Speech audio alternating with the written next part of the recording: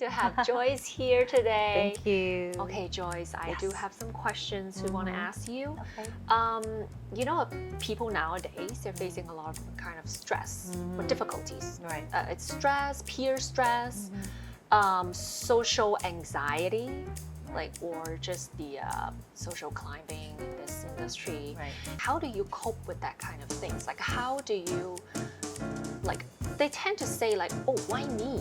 But I guess I'm not supposed to say that in front of a cancer survivor, because why me is like such a sensitive topic.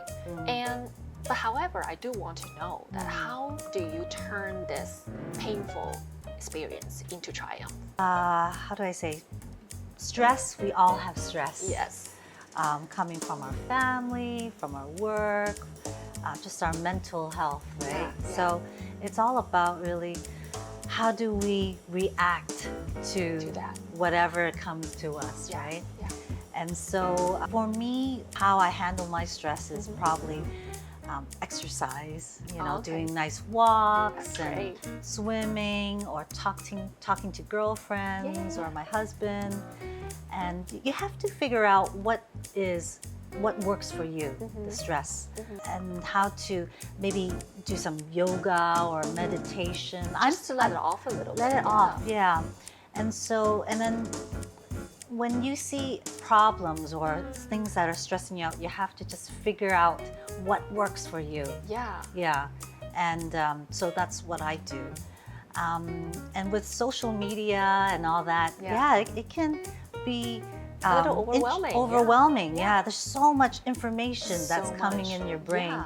It could be very entertaining, Yep. like it could be funny or entertaining, but it can also affect you. It's like, oh, I'm just lying here. I look so terrible, and They look I feel amazing. so fat. And They have so- achieved everything already. How Exactly. come I'm still here alone, living with my parents, like something like that? Yeah, exactly. Yeah. So it can also bring you down too. So for me, I kind of try to limit myself on social media a bit.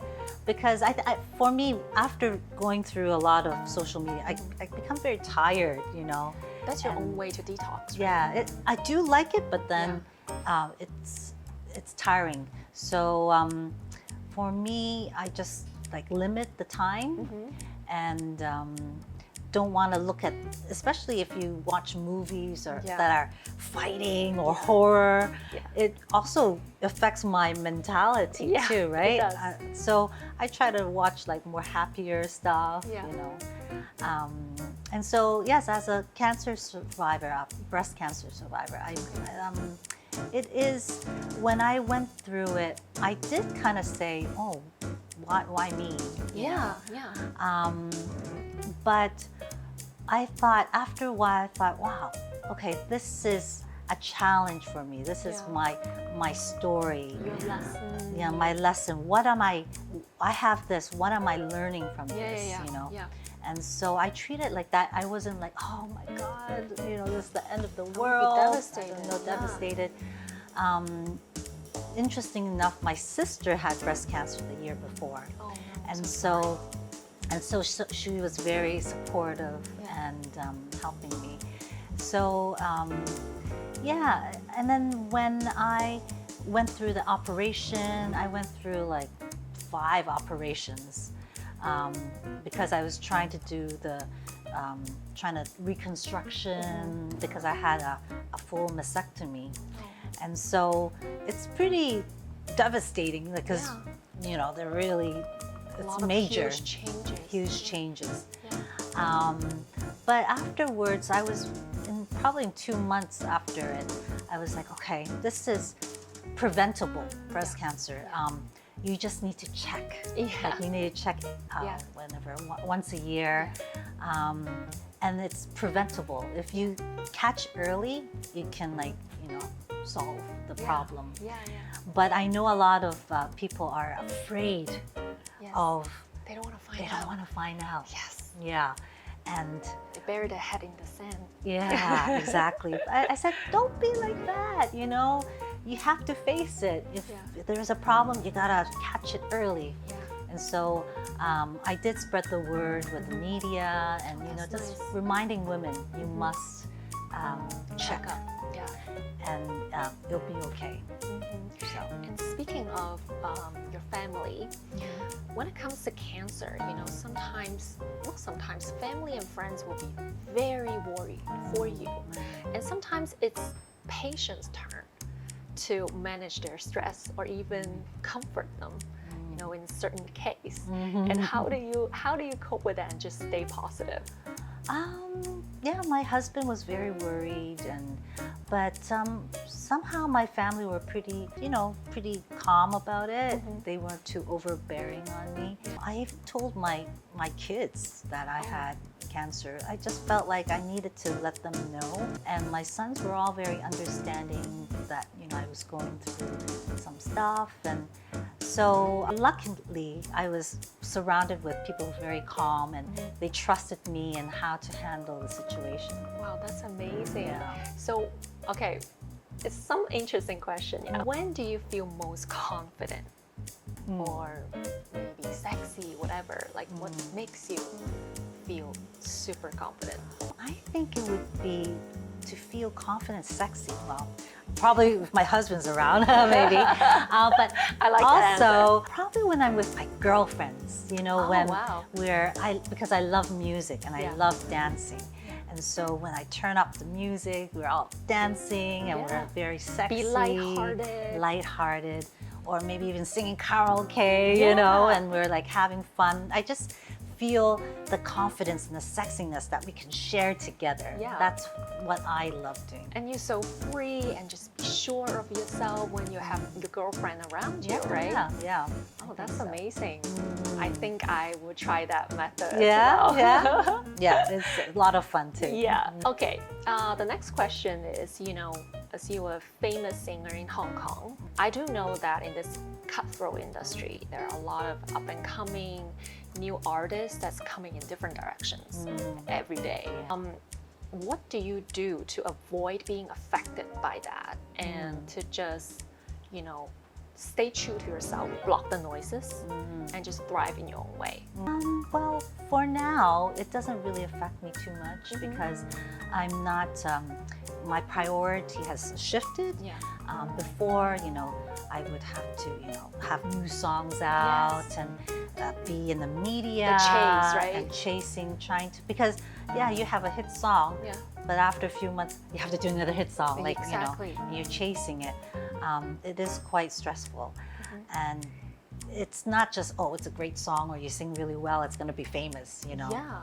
So before, but nowadays, because my priorities have shifted to family more, I focus more on my children and my husband, and then so now my singing is more my hobby. Yeah. And so it's much more relaxed, I do performances still. I still do charity events or corporate events, or sometimes even go to Las Vegas, do a concert. And so I just really enjoy maybe just singing and affecting the audience that, oh, wow, they can get into the mood or, so that's how I handle my singing career now. It's not too stressful, only I just need to practice. Yeah, music is contagious, right? That kind of a happiness. So what is the message that you want to send out to the younger girls or the girls who's interested in artist path? If they're facing that kind of stress on a daily basis, like what you had before, what are the message that you want to send out to them? Well, I think you have to set, of course you have a goal. Your goal is to become successful. But also you have to remind yourself it's the process of doing it that you can enjoy, and the challenges, how you're going to work out the challenges. So I think you have to see it in that kind of perspective. I really like that. Yeah. I really like that. And if you love music, then no matter what, it's going to be enjoyable. And working with people that you enjoy, like producers or musicians, and not set the goals like I want to be famous. That's like may not be really gonna make you happy. Yeah, I think people tend to focus on the results so much. Yeah. They forget to stop and smell the flowers. They forget to, enjoy the process of it. I mean, when they're younger, it's a good time to make mistakes, like different kinds of decisions, right? And fall on your faces. That doesn't really matter. Yeah. So I think that is a really good part or really good message that you want to send out to them. Definitely. And through those mistakes, you become stronger. That and makes who more you are, wiser. right? Yeah, exactly. And then you can look back. You said, wow, I'm so glad I went through that. Yeah. So, okay, as a mom, as a singer, and as an influencer in charities, how do you juggle with all those roles? Like, because I find that women nowadays, they have all kinds of different roles. They have different kinds of struggles. I do think that being a woman is having a superpower, to be honest.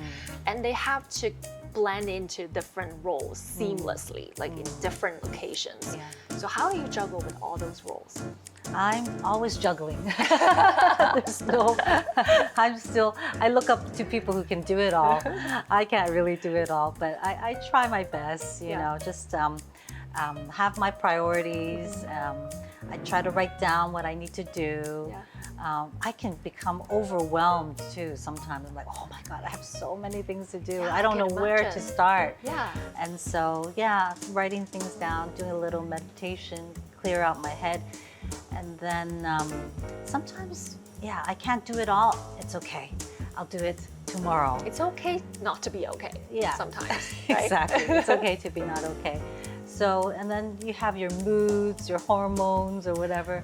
So sometimes you have to give yourself some slack. Being a woman is exactly. So hard. And so, just do what you can do. Try to plan it out, and then I think it will be okay. And try to have the fun in this process. And just fun. to, vent to your girlfriend doesn't really matter. Go out, have some fun. Forget all the things. I just want to get wasted tonight.